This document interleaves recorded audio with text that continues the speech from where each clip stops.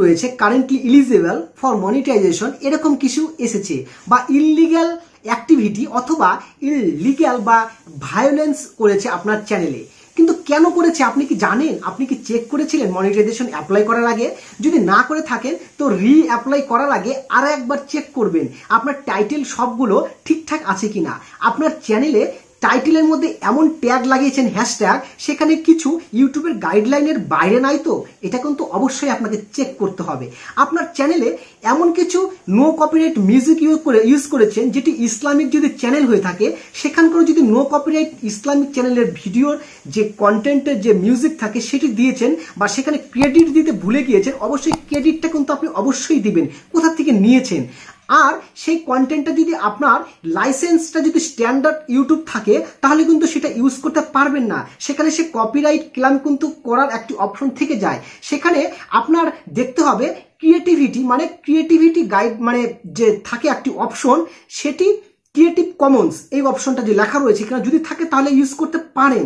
তো আবার এমন কিছু কন্টেন্ট থাকে, মিউজিক থাকে, সেগুলি মানে আপনার ভিডিওতে ইউজ করার পরেও আপনার কাছে গাইডলাইন স্ট্রাইক বা অথবা কপিরাইট ক্লেম চলে আসে এবং চ্যানেলটি মনিটাইজেশনের জন্য মানে ডিমনিটাইজ হয়ে যায়। ওকে, তো এই সমস্ত বিষয়গুলো খতিয়ে দেখে নিতে হবে যে আপনি এই কন্টেন্টে যে মিউজিকগুলো দিবেন সেটি কি সঠিক, বা এটি কি actually originally copyright free music, এটা কিন্তু আপনাকে দেখে নিতে হবে। যদি না বুঝতে পারেন আপনি সেই ধরনের মিউজিক ব্যবহার করবেন না। আর আপনার ভিডিওতে এমন কিছু কন্টেন্ট রয়েছে যেগুলির ফলে আপনার চ্যানেলটি মনিটাইজেশন অ্যাপ্লাই করেছিলেন সেটি মনিটাইজেশন হয়ে গিয়েছে এবং কারেন্টলি এলিজিবল ফর মনিটাইজেশন চলে এসেছে, তাহলে ওই কন্টেন্টটি আপনি বাতিল করে দিবেন। ওকে, তাহলে আপনার সব থেকে খুব বেটার এবং খুব ভালো হয়। আর আরেকটি কথা বলে দেই যে আপনার চ্যানেলের যে ট্যাগগুলি রয়েছে, ট্যাগগুলি কিন্তু আপনাকে অবশ্যই চেঞ্জ করে নেবেন। যদি ভুলভাল ট্যাগ থাকে এগুলি একদম দিবেন না।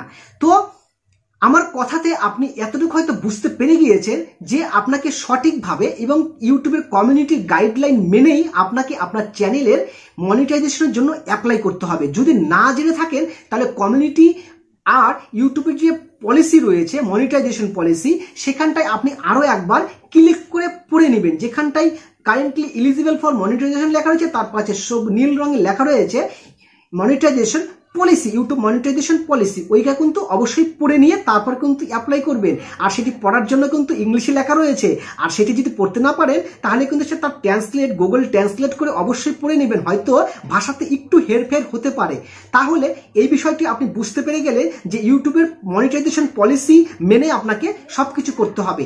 আরেকটি শেষ কথা রাখবি বলবো যে আপনার যে ভিউগুলো এসেছে, ভিউগুলো কি সত্যি একদম জেনারেট, না আপনার ডিভাইস থেকে আপনি নিজেই সেই ভিডিওগুলি দেখেছেন বারবার, অথবা আপনার মোবাইলের যে ওয়াইফাই কানেক্ট করেছেন সেটি আপনার হটস্পট থেকে কানেকশন করেছেন।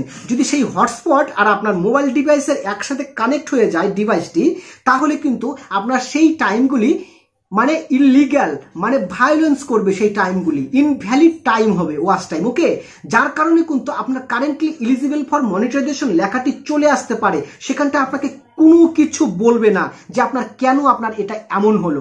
আপনাকে এটা ধরে নিতে হবে যে আমার এই কারণের জন্য এটা হয়েছে।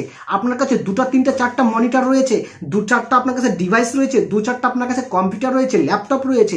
আপনার কিন্তু জিমেল কিন্তু মোবাইলে যেটাতে আপলোড করেন, ভিডিও এডিটিং করে আপলোড করার সময় সেটি কিন্তু ওয়াইফাই থেকে কোনো না কোনো সময় এক সময় ব্যবহার করেছিলেন, যার কারণের জন্যই আপনার চ্যানেলে ওই কারেন্টলি এলিজিবল ফর মনিটাইজেশন লেখা রয়েছে। ইউটিউব আপনাকে স্পষ্ট করে আপনাকে বলবে না এই সমস্ত বিষয়, ছোট ছোট বিষয়ে। যদি আপনার চ্যানেলের সেই ওয়াচ টাইমটা যদি আবার ঠিকঠাকভাবে 4000 ঘন্টা পূরণ করে নেন, তাহলে আপনার সেই চ্যানেলের মনিটাইজেশনটি অ্যাপ্রুভ হয়ে যাবে।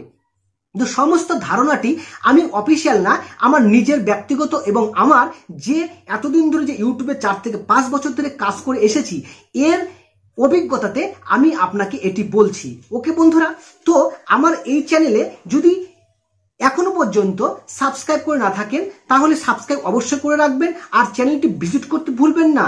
এই রিলেটেড ভিডিও এই কারেন্টলি এলিজিবল ফর মনিটাইজেশনের আজকে এই 4 নম্বর পার্ট দিচ্ছি।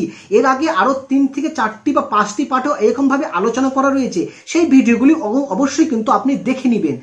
আর ভিডিওটি আমি এখানে শেষ করছি বন্ধুরা। আর শেষ করার আগে একটি কথা অবশ্যই বলবো যে সবাই সুস্থ থাকবেন, ভালো থাকবেন আর উত্তম টেক99 চ্যানেলের পাশে থাকবেন। সবাইকে আরও একবার ধন্যবাদ জানিয়ে ভিডিওটি আমি এখানেই শেষ করছি।